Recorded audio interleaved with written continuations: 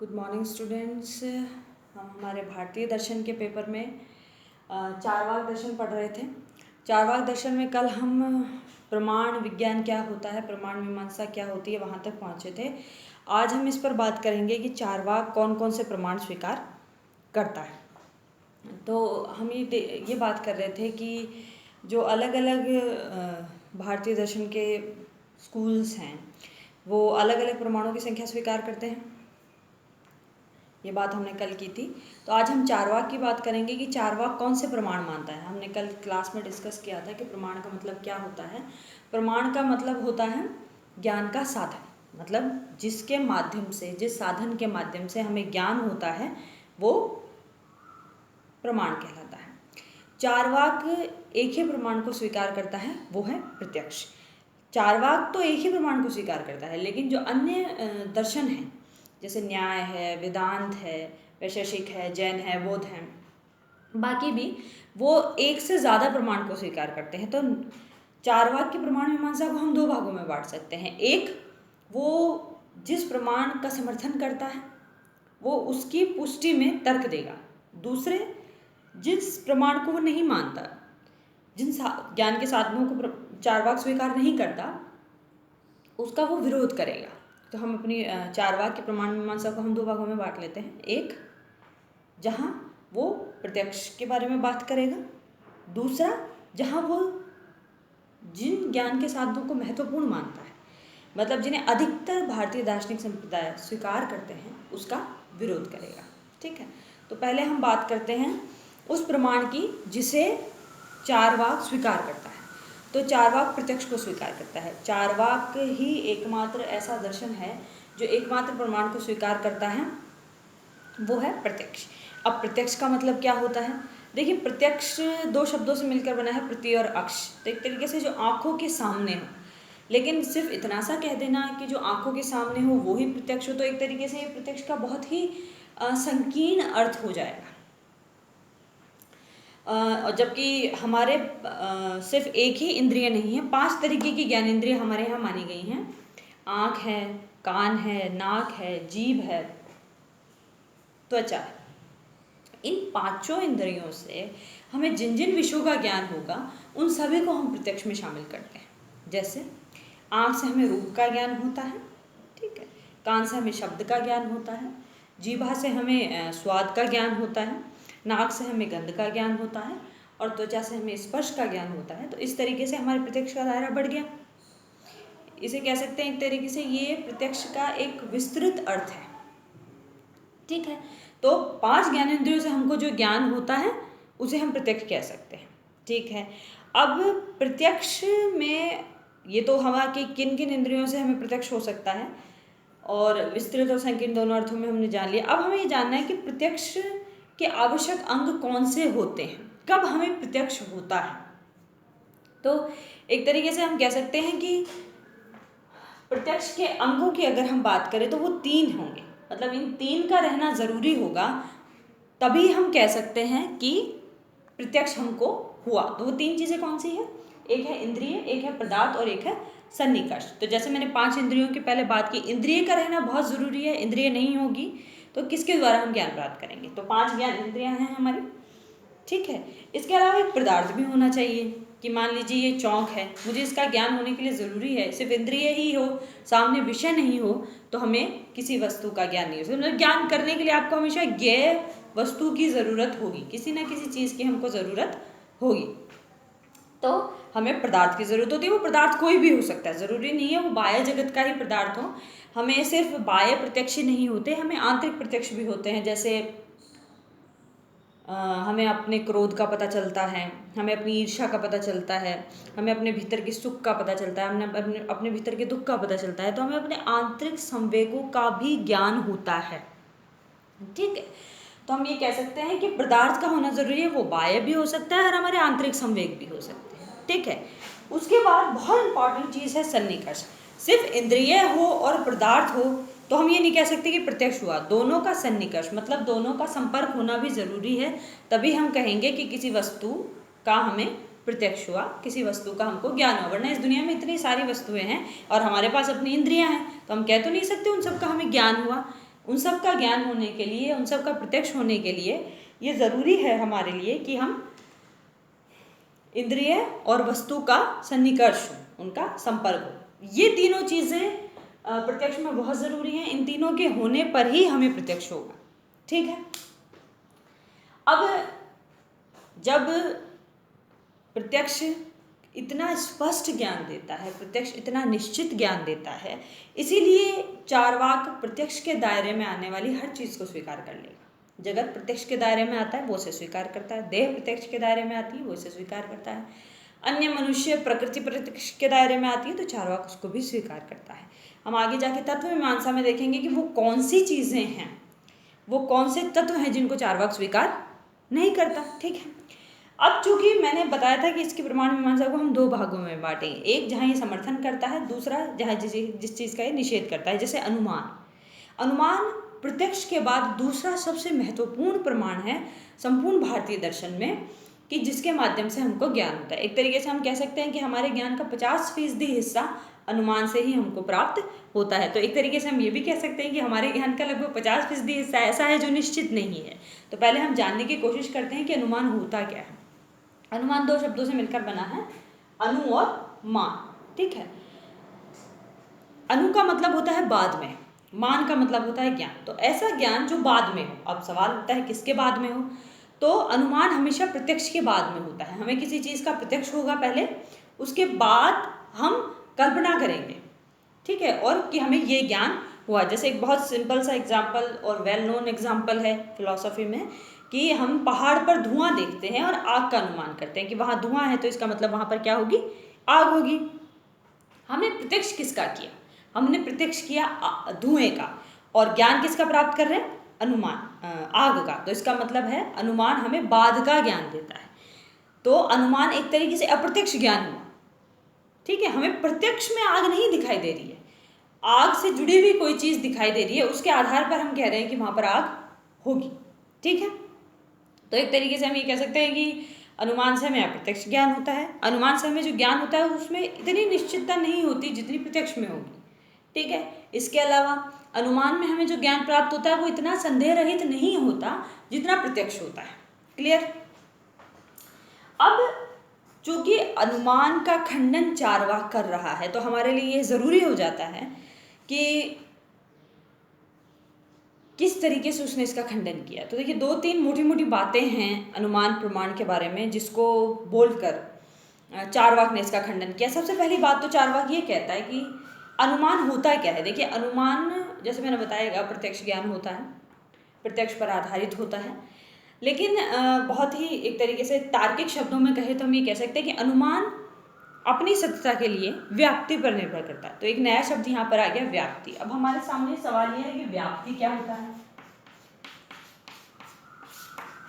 तो व्याप्ति दो वस्तुओं के बीच में आवश्यक, अनिवार्य, उपाधि रहित मतलब शर्त रहित सामान्य संबंध है, सार्वभौमिक संबंध है। मतलब दो वस्तुओं के बीच में जो संबंध इस जगह पर अभी होगा वही मीलों दूर भी होगा। मतलब दिन में भी होगा, रात में भी होगा, भूत में भी होगा, वर्तमान में भी होगा, आगे भी होगा।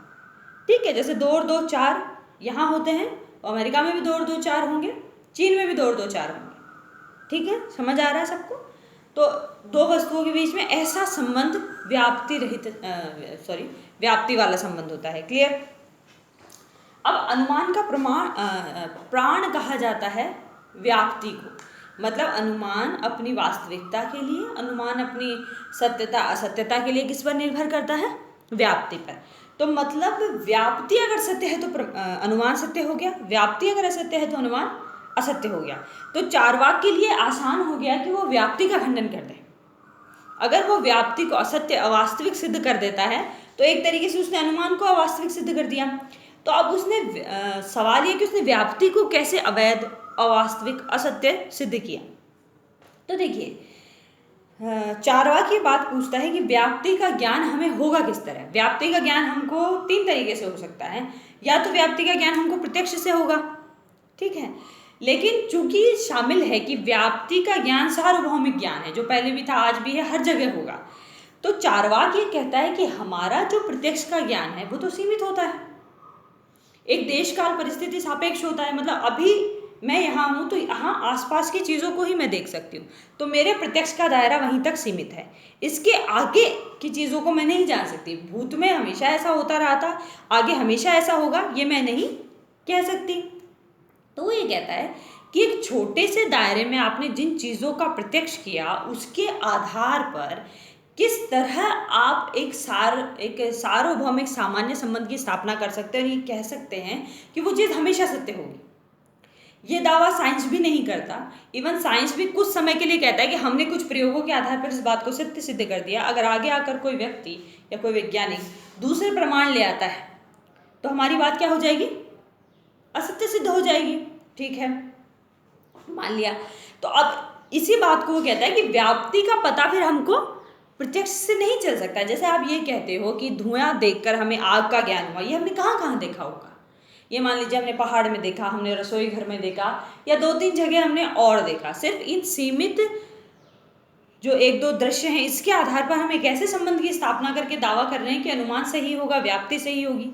ठीक है, तो वो ये कह रहा है कि हमारे प्रत्यक्ष का दायरा चूंकि सीमित है, इस सीमित दायरे पर में जो हमने अवलोकन किया उसके आधार पर हम व्याप्ति को सही सिद्ध नहीं कर सकते। तो मतलब व्याप्ति का ज्ञान हमको प्रत्यक्ष से नहीं हो सकता। तो व्याप्ति का ज्ञान किससे होगा? क्या व्याप्ति का ज्ञान अनुमान से हो सकता है? तो ये भी पॉसिबल नहीं है। ये पॉसिबल इसलिए नहीं है क्योंकि अनुमान खुद अपनी सत्यता के लिए व्याप्ति पर निर्भर है, और अगर व्याप्ति भी अपनी सत्यता के लिए अनुमान पर निर्भर होगी तो यहाँ पर अन्योन्याश्रय दोष हो जाएगा। एक दूसरे पर डिपेंड है, दूसरा पहले पर डिपेंड है, मतलब सत्य सिद्ध होने के लिए एक दूसरे पर, दूसरा पहले पर डिपेंड हो गया। तो एक तरीके से इन दोनों में से कोई भी सत्य नहीं है, तो इसे कहा जाता है अन्योन्याश्रय दोष। तो एक तरीके से व्याप्ति का पता या व्याप्ति का ज्ञान हमको अनुमान से भी नहीं हो सकता। तो तीसरा एक बहुत महत्वपूर्ण प्रमाण बचता है शब्द। तो चार्वाक बोलता है कि क्या व्याप्ति का ज्ञान मुझे शब्द से हो सकता है? तो कहते हैं कि नहीं, व्याप्ति का ज्ञान शब्द से भी नहीं हो सकता। इसलिए नहीं हो सकता क्योंकि शब्द खुद अपनी सत्यता के लिए अनुमान पर निर्भर करता है। शब्द तो बहुत पहले कुछ घटित हो गया कहीं पर, उन्हें आज हम सुनते हैं। ठीक है, तो वो तो बिल्कुल ही हमने प्रत्यक्ष नहीं किया। अनुमान में कम से कम हमें उससे जुड़ी कोई चीज़ तो हमें प्रत्यक्ष हुई है। शब्द में तो ऐसा बिल्कुल नहीं होता। जैसे शब्द प्रमाण में श्रुति को शामिल किया जाता है, वेदों को, पुराणों को, उपनिषदों को। ये किसी समय का ज्ञान है जो उस समय के हिसाब से सत्य था। हो सकता है इनमें से कुछ ऐसी बातें हो जो आज भी हमारे लिए सत्य हो, लेकिन वो बहुत पहले घटित हुए एक समाज के कुछ मूल्य हो सकते हैं, कुछ चेतना हो सकती है, कुछ विचार हो सकते हैं, कुछ दर्शन हो सकते हैं जो हमेशा रेलेवेंट हो, ये ज़रूरी नहीं है। इसलिए शब्द के माध्यम से भी व्याप्ति की स्थापना नहीं हो सकती। तो व्याप्ति की जब स्थापना ही नहीं हो सकती तो अनुमान अगर अपनी सत्यता के लिए व्याप्ति पर निर्भर है तो अनुमान अपने आप अवैध हो गया।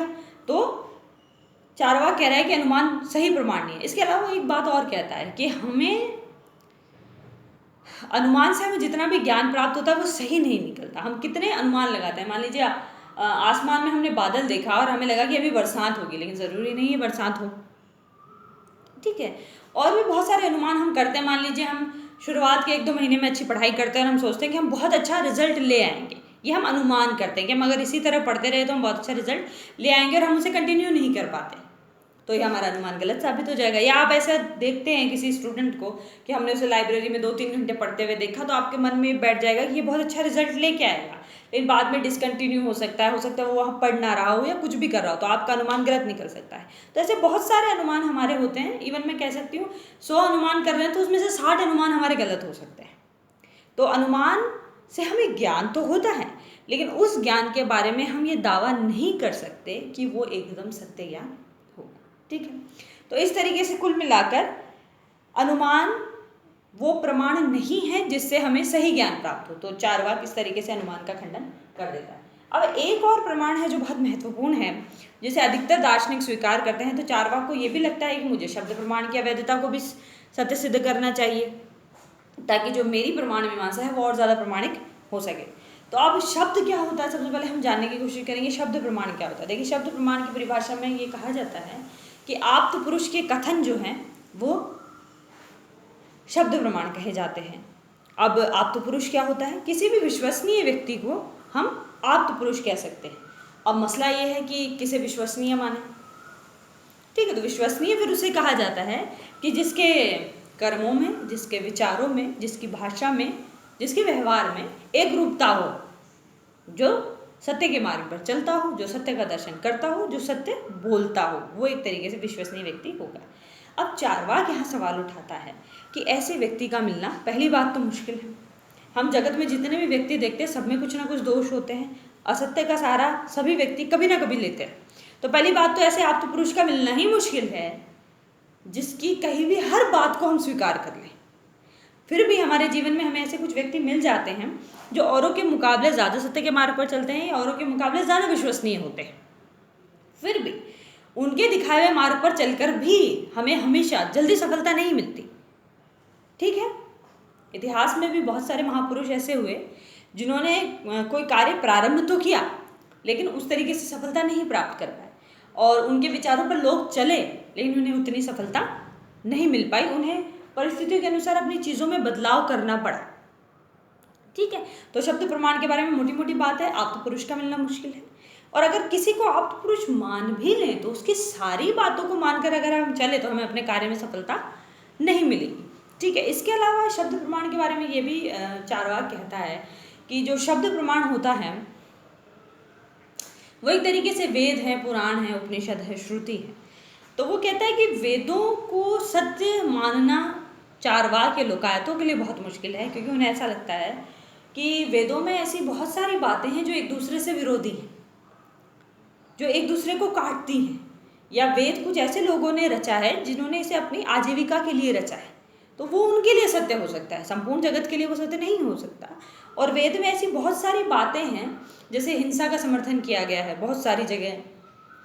ठीक है, और कुछ जो कुप्रथाएं हैं उनका सपोर्ट किया गया है, तो उन्हें वहाँ पर स्वीकार नहीं कर सकते, तो शब्द को प्रमाण के रूप में भी स्वीकार नहीं कर सकता। तो कुल मिलाकर बात यह है कि जब हम चारवाक की प्रमाण मीमांसा को मानते हैं तो हमें एक ही बात ध्यान में रखनी चाहिए कि चारवाक सिर्फ और सिर्फ प्रत्यक्ष को स्वीकार करता है। इसी के आधार पर फिर उसने अपनी